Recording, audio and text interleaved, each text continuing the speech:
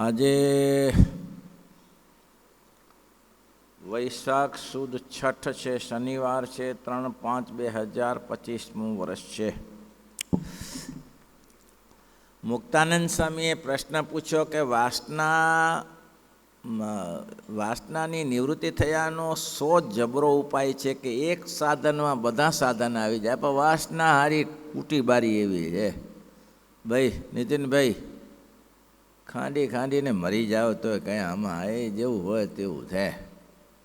સવારે સૂર્ય ઉગે છે ને સાંજે આથમી જાય છે, આમને આમ પૂરું થઈ જાય કે ફેર પડે છે.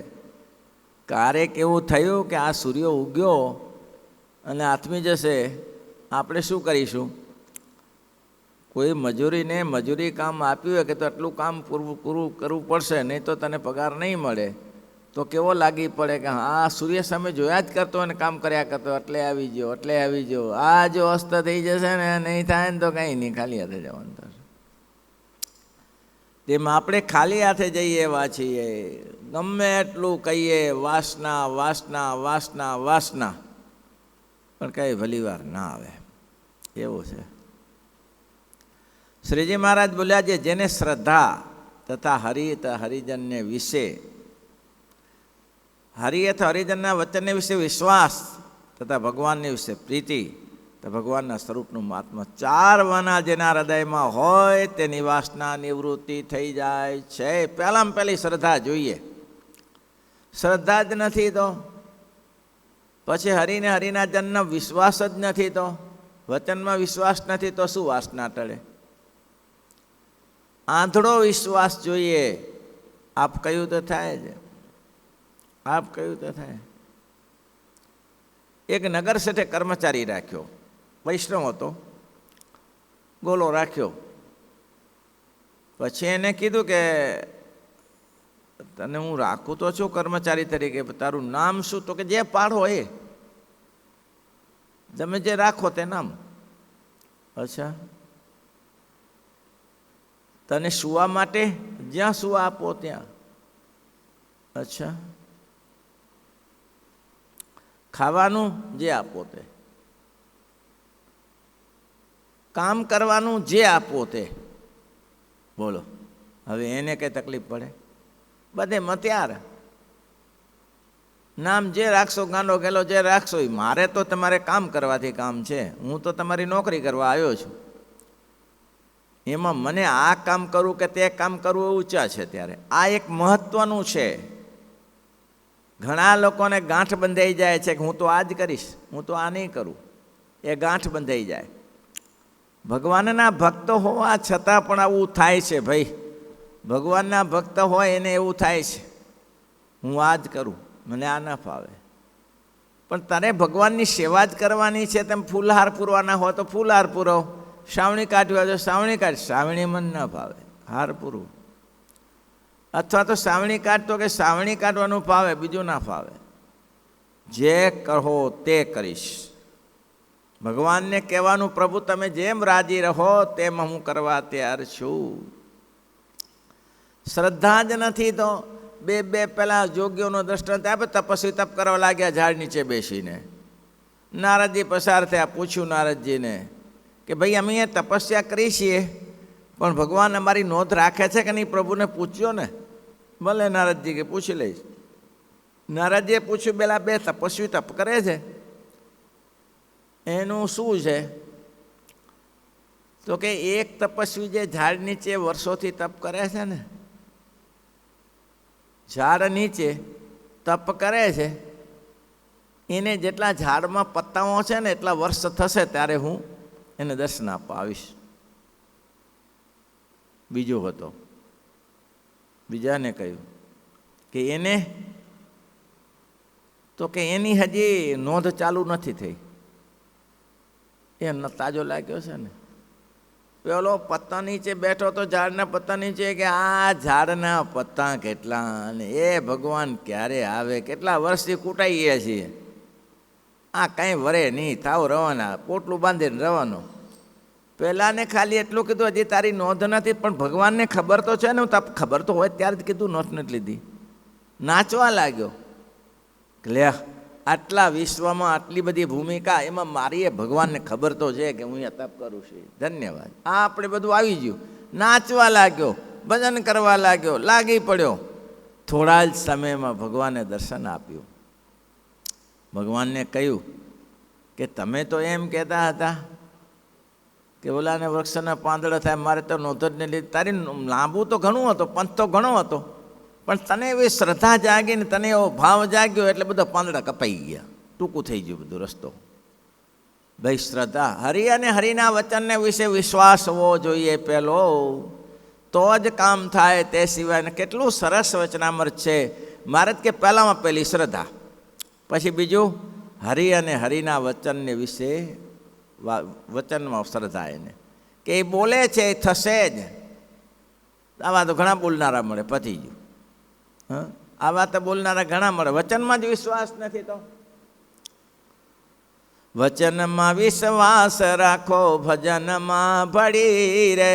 વચનમાં વિશ્વાસ રાખો, ભજનમાં ભળી રે. દેવાનંદ કહે દુનિયા તેરી અકલ આંધળી રે. દેવાનંદ કહે દુનિયા તેરી અકલ આંધળી રે. વચનમાં વિશ્વાસ રાખો, ભજનમાં ભળી રે. વચનમાં વિશ્વાસ રાખ્યા પછી ભજનમાં લાગી પડવું પડે. આ તો પહેલાં જેવું થાય. પેલો કે મારે ટેટું દોડાવવું છે, પહેલાં મેં વાત કરી હતી ટેટું દોડાવવું છે, તો કે સૂઈ જા. તે ટેટું દોડાવવા માટે સૂઈ ગયો. દેવી સોરી તો લાગે ને ભાઈ, ટેટું દોરે સોરી ના લાગે? તો કે પેલો કે આ શું દોરો છો? તો કે હવે ના ટેટું દોરવું શેનું છે? તો કે ગાયનું. ગાયનું ટેટું દોરતો હતો. દોરવું છે ક્યાં? તો કે પીઠ ઉપર. તો કે સૂઈ જા. સૂઈ ગયો. તે ચાલુ કર્યું પહેલાં એ કે આ શું દોરો છો અત્યારે? તો કે શિંગડા. અરે રહેવા દે, રહેવા દે, શિંગડા તો કેટલા કાઠા હોય, એ તો લાગે. બીજું દોર. પેલો પીઠ દોરવા લાગ્યો. હવે શું દોરો છો? તો કે પીઠ. ગાયની પીઠ તો કેટલી ભયંકર જાડી કઠણ હોય છે, રહેવા દે, રહેવા દે. પેલા એ પૂંછડું ચાલુ કર્યું. પૂંછડું ચાલુ કર્યું તો કે હવે શું દોરો છો? પૂંછડું. અરે પૂંછડું તો એક ભબોટો મારે તો ઉડાડી દે માણસને, એ રહેવા દે. કે પછી પગ ચાલુ કર્યા કે હવે શું દોરો છો? તો કે પગ દોરું છું. અરે પગની ખલીઓ કેવી ભયંકર હોય છે, એ રહેવા દે. પેલો કે તું ઊભો થઈ જા. મેં કોઈ જગ્યાએ ગાયનું ટેટું, એટલે ગાય એવી જોઈ નથી કે પીઠ ન હોય, શિંગડા ન હોય, પગ ન હોય ને પૂંછડા વગરની ગાય જોઈ નથી. આટલું હોય. હવે એ કોઈ દી સફળ થાય? એ ટેટું દોરે. તેમ ભગવાનના માર્ગમાં એમ કહેવાય છે, પૂંછડે બાંડો અને શિંગડે ખાંડો. પૂંછડે બાંડો અને શિંગડે ખાંડો. એને ઊભું કેવી રીતે કરવું કયો? નથી શિંગડું પકડવા ઊભું કરવા માટે, નથી પૂંછડું. હવે એને ઊભો કેવી રીતે કરવો? એટલે કહેવાય છે કે આ જગતમાં લોકો શિંગડે ખાંડો ને પૂંછડે બાંડા જેવું છે. કશું તો મહારાજે અહીંયા એમ કહ્યું કે પહેલી તો ને શ્રદ્ધા જોઈએ, હરિના જનના, હરિ અને હરિના વચનમાં વિશ્વાસ જોઈએ કે બોલે છે શું ન થાય.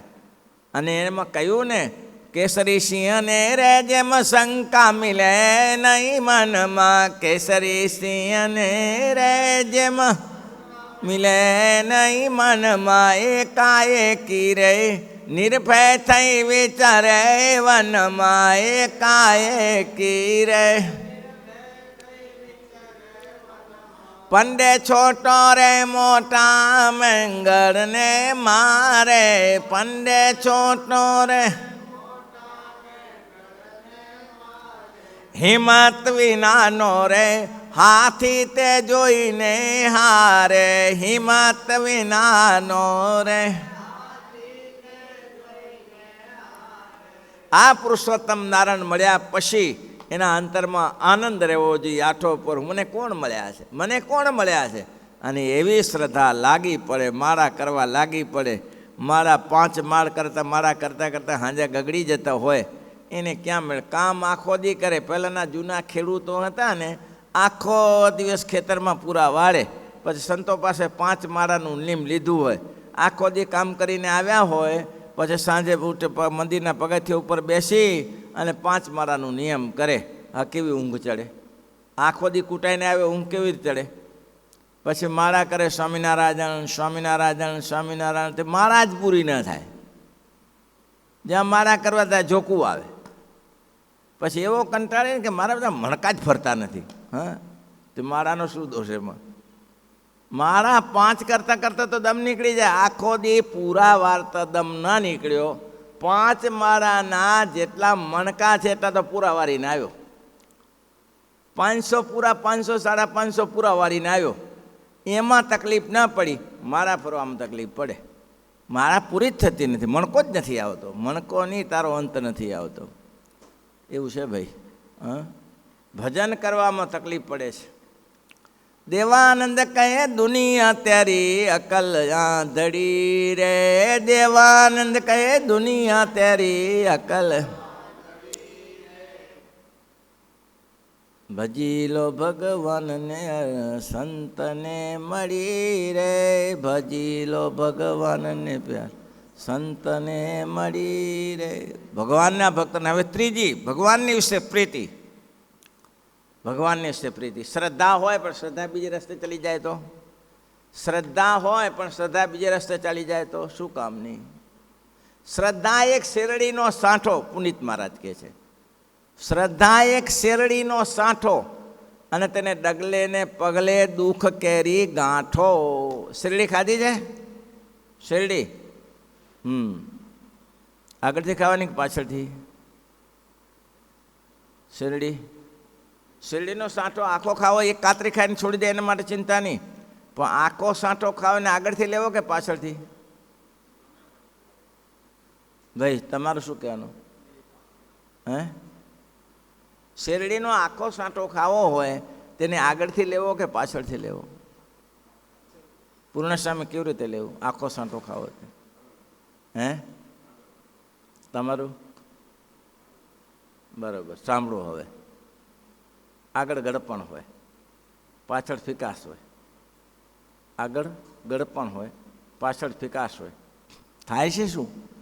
આગળ ગળપણનું લઈ લીધું ને પછી ફિકાસ આવે એટલે તમને જામે નહીં પાછું. તમારે શેરડીમાં નિયમ છે એવું કે આગળ જેમ જેમ જાવ તેમ ગળપણ હોય અને પાછળ બધું ફિકાસ આવે. એટલે મોટા પુરુષોએ શાશ્વત નિયમ બાંધ્યો કે શેરડીનો સાંઠો પાછળથી ચાલુ કરવો. આ શ્રદ્ધા આના જેવી છે. એક હારે 500 માળા કરી નાખે, વેગ ચડે ને 500 માળા કરી નાખે. આ તો વાત શાશ્વત છે. કોઈને વેગ ચડે, વેરાગ ચડે ત્યારે મંદિરમાં આવીને કચરો વારી નાખે, સાફ કરી નાખે, આ કરી નાખે, પછી 15 દિવસ મહિનો હમરો દેખાતો બંધ થઈ જાય. બોલો, આ પ્રીતિ, આ શ્રદ્ધા, હરિને હરિના જનને વિશ્વાસ. પણ એમાં એમ કહેવાય છે કે શેરડીનો સાંઠો પાછળથી લેવો અને ધીમે ધીમે આગળ ગળપણ આવે. ધીમે ધીમે ગળપણ આવે. અને આ શ્રદ્ધા એવી છે, ધીમે ધીમે ગળપણ લાવો. પણ વીચમાં તકલીફ છે પાછી. શું તકલીફ શું હોય જાણો છો? ડગલે ને પગલે દુઃખ કેરી ગાંઠો.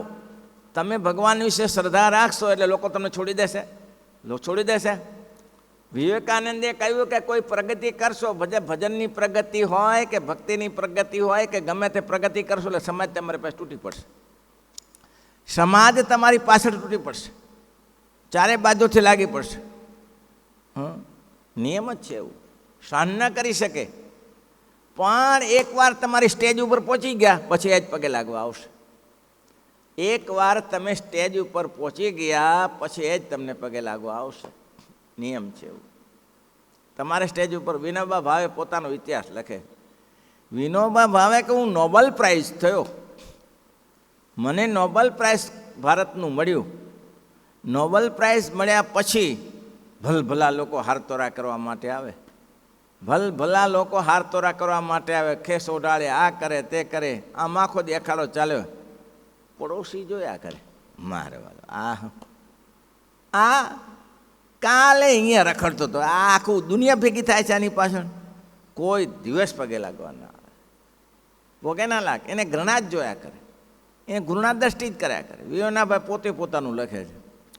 પછી એક દિવસ મને એમ થયું કે એ મને પગે ન લાગે તો હું એને પગે લાગ્યો, એમાં હું મોટું કામ છે. ત્યારે પગે જ લાગવાનું છે ને. હા, એને મારી સાથે ઘૃણા, જેની સાથે ઘૃણા હોય તેને દંડવત કરી આવવાના. બે સ્વામી જય સ્વામી નારાયણ કરીને. તો વિનોબા દોડતા દોડતા એને પગે લાગવા ગયા. તે દંડવટ કરે એને ઉઠાડે, આવો હવે નોબેલ પ્રાઇઝ તારું સાચું. હે લ્યો ખોટું હતું. વિનોબા ભાવે ને કે હવે તારું નોબેલ પ્રાઇઝ સાચું. વિનોદબા ભાવે સમજી ગયા હો કે જ્યાં સુધી નોબેલ પ્રાઇઝ મળ્યું પણ જ્યાં સુધી હું પડોશીને નમી ન શકું ત્યાં સુધી મારું નોબેલ પ્રાઇઝ શું કામનું હતું. હું દુનિયાને નમતો થઈ જાઉં તારું મારું નોબેલ પ્રાઇઝ સાચું. આ જગતમાં વૃક્ષ અને ફળ, બોરડી જેવી બોરડીએ ફળ આવે ત્યારે નમી જાય છે, એટલે એમાં વજન કેટલો. તે માણસમાં જ સદગુણો આવે ત્યારે માણસ નમતો થઈ જાય તો નોબેલ પ્રાઇઝ સાચું. એટલે શેરડીને ડગલે ને પગલે દુઃખ કેરી ગાંઠો છે, એટલું ધ્યાન રાખવાનું.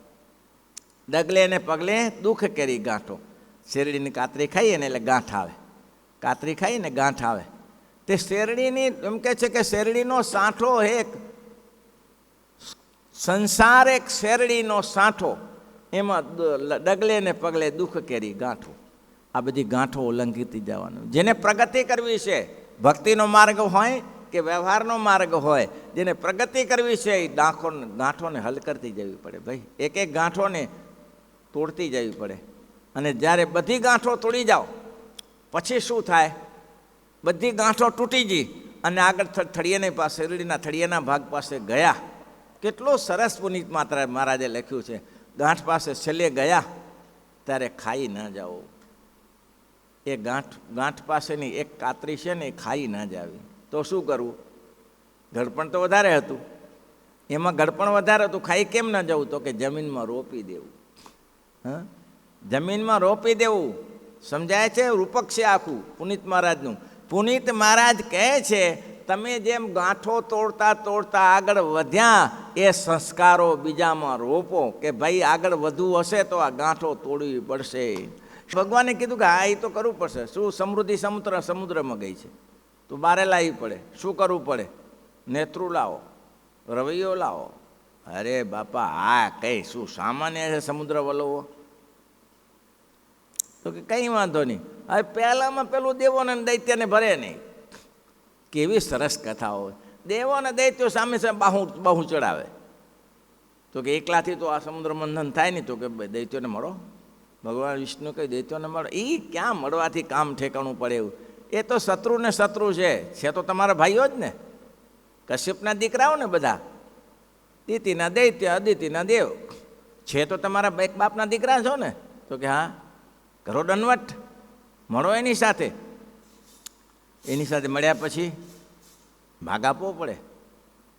એમ તો કે મહારાજ એ પી જાય, એક તો બળિયા છે ને, પી જાય તો અમારું શું, અમારા હાડકા ભાંગી નાખે. એ પછી પહોંચી વળીશું. અત્યારે હું કહું એટલું કરો. અને દેવો બધા ભેગા થઈને દૈત્યોને દંડવટ કર્યા. પણ એક દૈત્યોમાં ગુણ હતો. દૈત્યોમાં એક મહત્વનો ગુણ હતો, એ દેવોમાં નહોતો. કયો ગુણ હતો? ગુરુ વચને ચૂરે ચૂરા. શુક્રાચાર્ય બોલ્યા રાત્રિ તો રાત્રિ, દિવસ તો દિવસ, ખાડો તો ખાડો ને ટેકરો તો ટેકરો.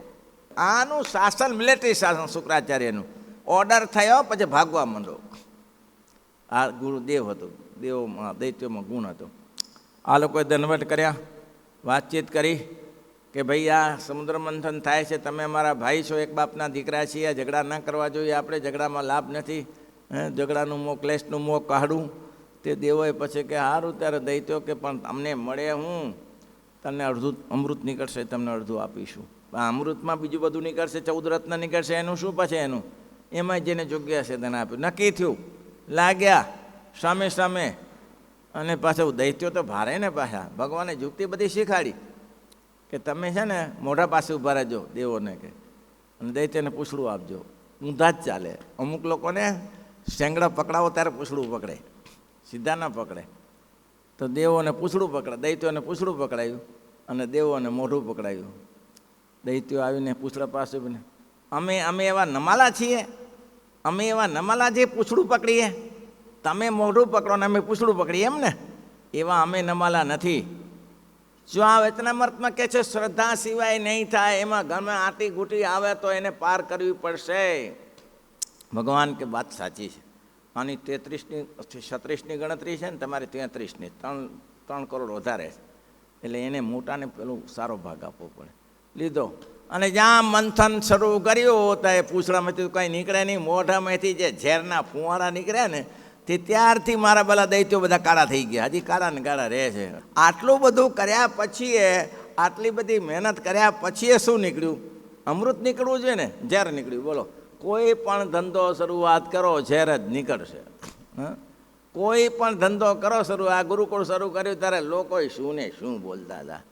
આ તો કે પૈસા લોકોના લઈને ભાગી જશે જમીન વેચીને. કે લે, મેં એને ક્યાંથી કીધું હું વેચીને જવાનો છું?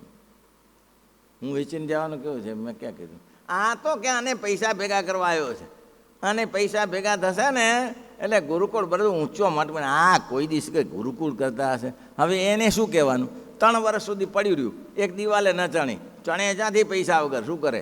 લોકોને પૈસા લખેલા તો લેવા જાય ત્યારે શું કે અમે તો ગુરુકુળ તૈયાર થશે ત્યારે. શરૂઆતમાં ઝેર નીકળે, અમૃત ના નીકળે. કોઈ પણ કામ કરશો તો ઝેર નીકળશે. એક પેલા સ્ટેટસ આવી ગયા પછી વાંધો ના આવે.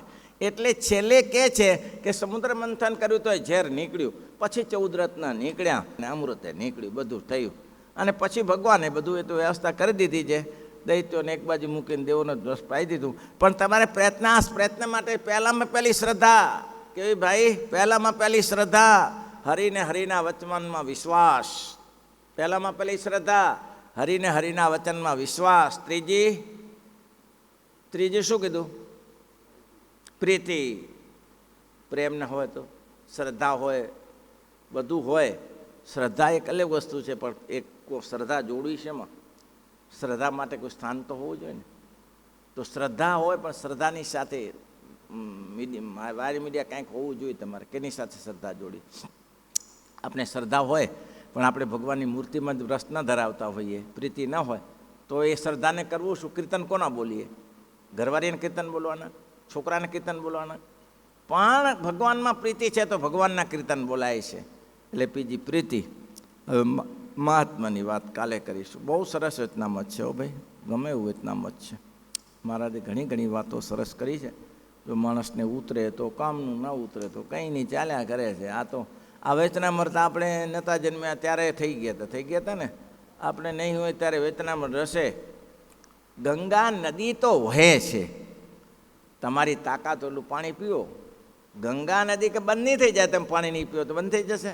એ તો ભગવાને જાતે ચાલુ કરી છે, એ બંધ નહીં થઈ જાય. પણ તમારામાં તાકાત હોય એટલું પાણી પીવો. તાકાત ન હોય તો રહેવા દો ભાઈ. તમારામાં તાકાત હોય તો ગ્લાસ ભરીને પીવો, અને એટલી તાકાત ન હોય તો પાણી આચમન કરી લ્યો. એટલી એના પાણી ઉપર ચડાવો, જેવી તમારી શ્રદ્ધા. ગંગા નદી તો છે. ભગવાન પુરુષોત્તમ નારાયણ તો છે ને છે.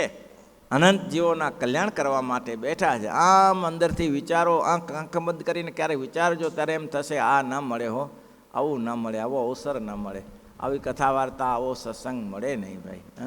એ તો ભગવાન જેના ઉપર જદુપાર્ય ભગત કૃપા તવસાનો દૃષ્ટિ હતી મિયાત 99 અષ્ટકમાં લખ્યું છે. જેના ઉપર ભગવાન પોતે કૃપા કરીને આ મનુષ્ય જન્મ આપીને આવા જગ્યાએ મૂક્યા ત્યારે મળે, નહીં તો ક્યાં મળે કયો? તો શ્રદ્ધા એક શેરડીનો સાંઠો, ડગલે પગલે દુખડા કરી ગાંઠો, અને છેલ્લી ગાંઠ છે એ જમીનમાં રોપી દેવાની. એટલે પાછા સાંઠા તૈયાર થઈ જાય. તમે હું પ્રવૃત્તિ કરું ને સંતોમાં સંસ્કાર ન રાખું, જીરો થઈ જાય. શેરડી વાવો જ નહીં તો પછી ખેતર થાય, શેરડી થાય જ નહીં. એટલે તમારા સંસ્કારો છે એ સંતાનોમાં પાછા આપવાનો પ્રયત્ન કરો, તમારા સમાજમાં આપવાનો પ્રયત્ન કરો. આ ગુરુકુળનું શું મિનિંગ છે? ગુરુકુળ એટલે ગુરુકુળને લોકો ગમે તે પાછળ પડીને ગમે તે બંધ કરે, થાય નહીં ભાઈ. ગુરુકુળો બંધ ના થાય. બધાને ખપ છે, બધાને ખપ છે છોકરા ભણાવવાનો, અને બધાને ખપ છે છોકરો સારો બને. એમ કોઈ ઈચ્છે છે? દારૂ પીનારો બાપ એમ છે મારો છોકરો દારૂ પીતો થઈ જાય, શીખી જાય તો સારું હો, એવું કોઈ છે? એવું છે કે હું બીડી પીવું છું ને મારો છોકરો બીડી પીતો ને થોડું પીએ તો સારું, હોકો લે ને તો સારું, હોકો ના લે એવો બાપ ઈચ્છતો નથી. દારૂ જુગારમાં એ બાપ ઈચ્છતો નથી. કેમ? દરેકને સારા છોકરા જોઈએ છે, ભલે ગમે તેવો હોય તોય. એટલા માટે તો છોકરા બિચારીને કારણ લોકો ગાડીઓ લઈને મૂકવા આવે છોકરા માટે, અને એ ત્યારે બંધ જ નથી. હજારો છોકરા ભણે છે. શ્રીપતિ શ્રીધરમ.